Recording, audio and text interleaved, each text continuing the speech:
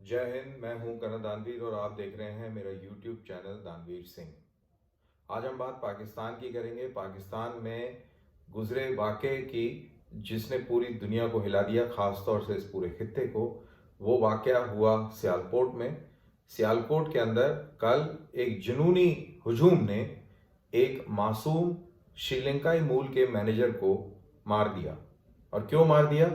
क्योंकि कोई शायद किसी अखबार पे या किसी पोस्टर पे एक लब्बैक का पोस्टर था। लब्बैक, जैसा आप जानते हैं कि तहरीक लब्बैक एक ऑर्गेनाइजेशन है पाकिस्तान के अंदर, मजहबी ऑर्गेनाइजेशन है मज़हब की। और खादिम रिजवी इसके सूत्रधार थे। उनके ख़त्म होने के बाद उनके जो साहबजादे हैं वो अभी इसकी चेयरमैनशिप कर रहे हैं। और ये पूरे पाकिस्तान के अंदर, ख़ास तौर से पंजाब के अंदर, एक बहुत ही रेडिकल मूवमेंट चला रहे हैं। इनको काफ़ी सारी रियायतें पाकिस्तानी सरकार ने भी दी हैं। और कुछ समय पहले इन्होंने लाहौर में फ्रांस के वज़ीर को पाकिस्तान से हटाने के लिए इन्होंने एक मुहिम चलाई थी, जिसके अंदर इन्होंने बहुत सारे पाकिस्तान के पुलिस वालों को मार दिया था। यही लोग शायद इस श्रीलंकाई मैनेजर की हत्या में भी मुलविस हैं, वही शामिल हैं। तकरीबन कहा जा रहा है कि 100 से ज़्यादा लोग इसके कत्ल में और उसके बाद इसके जिस्म को जिस तरीके से सड़कों पर उसकी नुमाइश लगाई गई और फिर उसको जला दिया गया।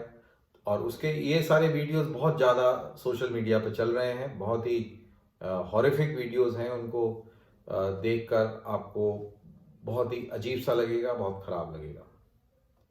लेकिन ये परिस्थितियां बनी क्यों और ये आगे क्या दिखा रही हैं, आगे क्या हम देख सकते हैं? तो देखिए, परिस्थितियों पे अगर आप गौर करें तो जब से पाकिस्तान आज़ाद हुआ 1947 से, हर रोज पाकिस्तान जो है अपने आप को दलदल की ओर धकेलता जा रहा है। 1965 की जंग से पहले पाकिस्तान के अंदर अयूब खान की सरकार थी। अयूब खान ने एक जो डेमोक्रेटिक सिविलियन सरकार थी उसको हटाकर पहला तख्ता पलट किया था। और उनकी तकलीफ यही थी कि जो पाकिस्तान के जो फाउंडर थे मोहम्मद अली जिन्ना और लियाकत और ये सब चाहते थे कि मॉडरेट इस्लामिक स्टेट हो, सिविलियन कंट्रोल हो इस स्टेट के अंदर। और वो एक मॉडर्न स्टेट की उन्होंने एक विजन रखा था। लेकिन ये मिलिट्री को पसंद नहीं था, क्योंकि मिलिट्री एक एक अपने आप को कस्टोडियन और गार्डियन समझती है ऑफ आइडिया ऑफ पाकिस्तान। ये आइडिया ऑफ पाकिस्तान समझना बहुत मुश्किल है। और at the face of it आपको वो चीज़ समझ नहीं आएगी, लेकिन उसके गहराई में जाएंगे तो आपको वो समझ में आएगी कि what is idea of Pakistan. Idea of Pakistan, अगर मैं इसको बहुत ही सिंपल तरीके से समझाऊं तो idea of Pakistan is anti Hindu, anti India. और इंडिया को हर चीज पर चैलेंज करना इज आइडिया ऑफ पाकिस्तान। और at the end of the day Pakistan का झंडा हिंदुस्तान पे लहराना, that is idea of Pakistan. India को एक इस्लामिक स्टेट बनाना, that is idea of Pakistan. तो जनरल अयूब ने तख्ता पलट दिया और 1965 में कश्मीर के प्रेम में उन्होंने एक जंग शुरू कर दी। तो 1965 तक, जब तक ये आज़ादी के बाद से लेके, दैट इज 47 से बाद से लेके और 65 तक पाकिस्तान के अंदर बहुत अच्छी प्रोग्रेस हुई। कराची को बॉम्बे से बेटर माना जाता था।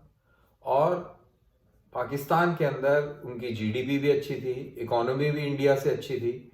और इंडिया के जो मुसलमान थे, जो यंग लड़के थे, जो अच्छा पढ़ लिख सकते थे, उनका यही सपना होता था कि हम ग्रेजुएट हो जाएं, पोस्ट ग्रेजुएट हो जाएं और पाकिस्तान चले जाएं और वहां जाके नौकरी प्राप्त कर लें। क्योंकि इंसिडेंटली शायद आप लोगों को नहीं मालूम होगा कि तब ये रियायत थी कि आप पाकिस्तान में जाकर जा सकते हैं और पाकिस्तान से भी आप यहाँ आ सकते हैं जिसने आना है। तो ऐसे कई सारे लोग हैं जो पाकिस्तान गए और फिर वापस आ गए। और कई सारे जो हैं कि वो पाकिस्तान चले गए एक जॉब अपॉर्चुनिटी के तहत। सबसे बेहतरीन एग्जाम्पल है अब्दुल कादिर खान का, जो भोपाल से पाकिस्तान चले गए। वहाँ पर उन्होंने नौकरी करी और पाकिस्तान का एक एटम बम बनाया, जैसे फादर ऑफ न्यूक्लियर बम या father of Islamic bomb of Pakistan जिसको बोलते हैं। तो ऐसी कई सारी मिसालें हैं। तो बहरहाल तो ये हालत थी पाकिस्तान की इकोनॉमी की 1965 से पहले। लेकिन 1965 की जंग हुई, उसके बाद से पाकिस्तान नीचे की ओर खिसकता चले जा रहा है। 1971 में आधा पाकिस्तान आज़ाद हो गया, इनके चंगुलों से, फौजी जर्नैलों के चंगुलों से निकल गया और वो बांग्लादेश बन गया। आज वो खुशहाली की ओर बड़ी तेजी से बढ़ रहा है, क्योंकि वो उस आइडिया ऑफ पाकिस्तान से अलहदा हो गया। 71 की जंग हारी, शर्मनाक हार थी। लाख के करीब पाकिस्तानी फौजी हमारे कैदी रहे और इस शर्मनाक हार से जूझने के लिए जो उनके जो भुट्टो साहब थे, जो प्राइम मिनिस्टर भुट्टो थे, वो ले आए इस्लाम को अपफ्रंट लेके आ गए पॉलिटिक्स में। और उन्होंने ये पाकिस्तानी कट्टरपंथियों को आगे करना शुरू कर दिया और उसका नतीजा ये हुआ कि पाकिस्तान के अंदर कट्टरपंथ बढ़ता चला गया। पहले अफगानिस्तान के अंदर उसका डर दिखाया गया, अफगानिस्तान के थ्रू रशिया और इंडिया का डर पाकिस्तानियों को दिखाया गया, मज़हब का इस्तेमाल किया गया अपने पॉलिटिकल कंट्रोल को स्ट्रॉन्ग करने के लिए। जब जब पाकिस्तान के अंदर पॉलिटिक्स कमज़ोर होती है, इकोनॉमी कमज़ोर होती है, तब तक इस्लाम का सहारा लिया जाता है और इनको कुरान बचाती है कुछ समय तक। तो ये चीज़ हमने 70 के दशक में देखी और फिर हमने देखा ज़ियाउल हक आ गए, उन्होंने भुट्टो को फांसी लगा दी और उन्होंने इन इस्लामी ताकतों को और बढ़ावा दिया और बढ़ोतरी हुई।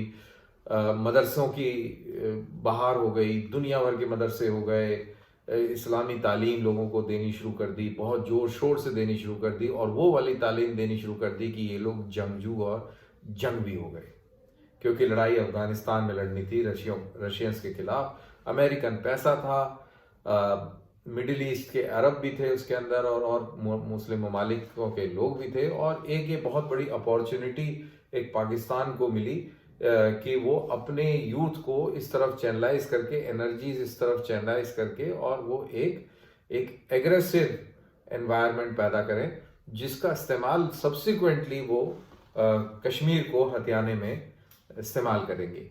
तो ये कश्मीर उनके दिमाग से कभी गया नहीं। 15 अगस्त 1947 से लेके और आज तक वो कश्मीर का ही ख्वाब लेके और वो डूबते चले जा रहे हैं और इनका मरना भी जल्दी तय है। तो ये जो जुनून और जो मज़हब का जो डिस्प्ले रहा है पाकिस्तान में, धीरे धीरे वो डिस्प्ले बढ़ता ही चले जा रहा है। आपके ज़ियाउल हक के बाद में मोहतरमा बेनज़ीर भुट्टो, उन्होंने भी शुरू में कोशिश करी कि वो एक मॉडरेट रूप में आए, लेकिन वो भी इसी ट्रैप में फंस गई और कोई भी ऐसा पाकिस्तान के अंदर वज़ीर आज़म नहीं रहा है या कोई तानाशाह नहीं रहा है जो इस्लामिक चूरन ना बेचता हो या इस्लामिक चूरन के सहारे अपनी पकड़ को मजबूत ना रखता हो। हाल फिलहाल इमरान खान की बारी है और इमरान खान भी बहुत चूरन बेच रहे हैं, बहुत कुरान के हवाले दे रहे हैं, बहुत हदीसें पढ़ा रहे हैं लोगों को। दरअसल ये वो शख्स है जिसने अपनी जवानी में बहुत अय्याशी करी और खूब हूरों के साथ उन्होंने खूब मज़े लूटे। और अब क्योंकि अब 70 साल से ऊपर उनकी उम्र हो गई है और अब समय धीरे धीरे आ रहा है कि ये इस दुनिया से इस रुखसती का समय आ गया है, तो ये चाह रहे हैं कि नई जगह पे जहाँ जाएं वो जगह सबसे पहले तो जन्नत में हो और वहाँ पर कुछ हूरें इनको वहाँ भी मिल जाए, जिससे कि आफ्टर लाइफ जो है इनकी अच्छी निकल जाए। तो ये इस प्रयास में लगे हुए हैं और इसी प्रयास का नतीजा है कि ये तहरीक लब्बैक, जिनका इन्होंने इस्तेमाल अपने पॉलिटिकल एजेंडा के लिए नवाज शरीफ के टाइम भी किया था, तो उनको ये ऐसी ताकतों को बढ़ावा दे रहे हैं जिससे कि जो और पॉलिटिकल पार्टीज हैं उनके ऊपर असर पड़े। तो ये ही वो लोग हैं जिन्होंने आपको एक सियालकोट की सड़कों पर नमूना दिया। तो ये पिक्चर के जो ट्रेलर हैं, जब आपने लाहौर की सड़कों पर पाकिस्तान के पुलिस वालों को लब्बैक की तरफ से मारते हुए देखा, और अब सियालकोट में एक श्रीलंका के मैनेजर को, जो राजको फैक्ट्री के अंदर मैनेजर था, उसकी दर्दनाक तस्वीरें देखी, उसके साथ क्या हुआ ये सब आपने देखा। तो ये दरअसल वो पिक्चर का ट्रेलर है जो आने वाले समय के अंदर हमें पाकिस्तान में दिखेगा। जैसा मैंने शुरू में कहा कि पाकिस्तान आज़ादी से आज तक वो डाउनवर्ड स्लाइड में है। उसमें कभी ऐसा मौका नहीं आया कि उसके पूरी, चाहे वो इकोनॉमी हो, चाहे और भी कोई सोसाइटी के इंडिकेटर्स हों of well being civilise nation के, वो कोई भी इंडेक्स में आपको बढ़ोतरी नजर आई होगी। अभी हाल ही में प्यू इंटरनेशनल ने एक सर्वे किया पाकिस्तान के अंदर, और कहते हैं कि 55 से 60% जो वहाँ के लोग हैं वो रेडिकलाइज हैं, वो इस्लामिक रेडिकल हैं, और वो ये चाहते हैं कि तालिबान जैसा निज़ाम हो, शरीयत कानून वहाँ लागू हो। बिल्कुल सही है, क्योंकि वही चीज़ आपको पंजाब की सड़कों पर दिखने लग गई है, वही सेंटिमेंट आपको दिख रहा है। तो वो दिन दूर नहीं जब आप अफगानिस्तान जैसे हालात पाकिस्तान के अंदर देखें। उसका कारण ये भी है कि वहाँ पे महंगाई बहुत हो गई है, और एक सिविल अनरेस्ट की सी सिचुएशन बन सकती है, आने वाले समय में बन सकती है, क्योंकि जितना भी टैक्सेस पाकिस्तान के अंदर कलेक्ट हो रहे हैं, 80% वो टैक्सेस आपके लोन को चुकता कराने में, उनकी किश्तें देने के अंदर जा रहे हैं। और कहते हैं, जो इकोनॉमिक एक्सपर्ट्स हैं वो ये कहते हैं कि अगले साल, अगले फिस्कल ईयर में, अगले फाइनेंशियल ईयर में 100% जो आपके जो टैक्स कलेक्शन है, जो रेवेन्यू जनरेशन जो आपकी सरकार करती है, वो सारा पैसा आप किश्तें देने में ही निकाल देंगे। उधर सऊदी अरेबिया इनका बहुत बड़ा दोस्त रहा है, और मुसलमान इन्होंने उनके साथ बहुत खेला है, वो भी इनसे नाराज है, और वो भी बहुत ही सख्ताई से इनके साथ पेश आ रहा है। ऑल वेदर फ्रेंड चीन है, उसने भी सीपेक के अंदर जो अपना निवेश है और जो पेस है वहां पे काम करने की, उसको स्लो कर दिया है।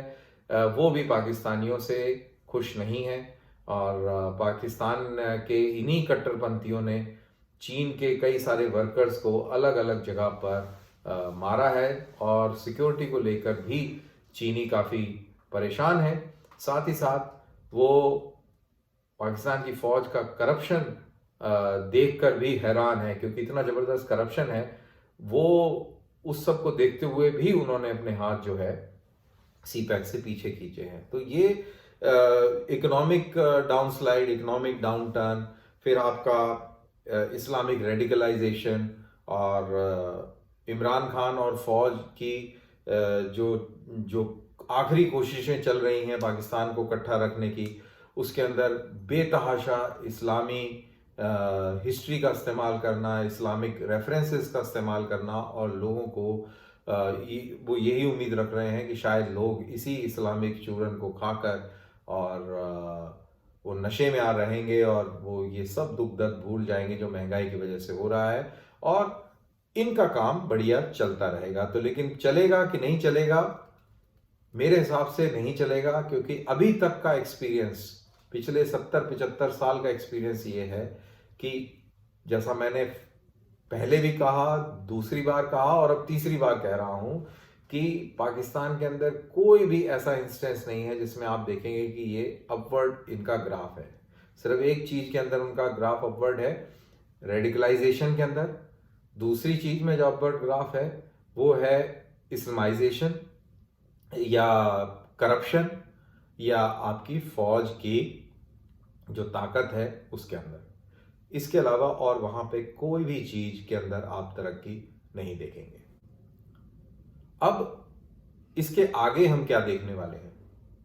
इसके आगे अब हम ये देखने वाले हैं कि जब वहां पे इकोनॉमिक्स बुरी है, जब वहां पे रेडिकलाइजेशन चरम पर है, पाकिस्तान आर्मी की रिक्वायरमेंट्स बहुत हैं। देखिए, पाकिस्तान ने इतनी बड़ी आर्मी खड़ी कर रखी है, सोफिस्टिकेशन भी है उसके अंदर, और उसको मेंटेन करने के लिए बहुत पैसा चाहिए। जैसा कि हम बात कर चुके हैं कि 80% इनका जो रेवेन्यू है वो किश्त देने में निकल रहा है, और अगले फाइनेंशियल ईयर से पूरा जो पैसा है, जो रेवेन्यू है, टैक्स कलेक्शन है, वो सब किश्तों में चले जाएगा, तो फौज के ऊपर भी बहुत ही किल्लत आएगी।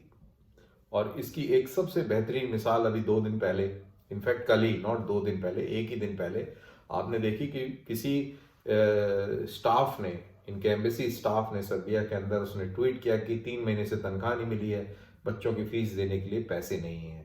तो ये इंडिकेटर्स हैं।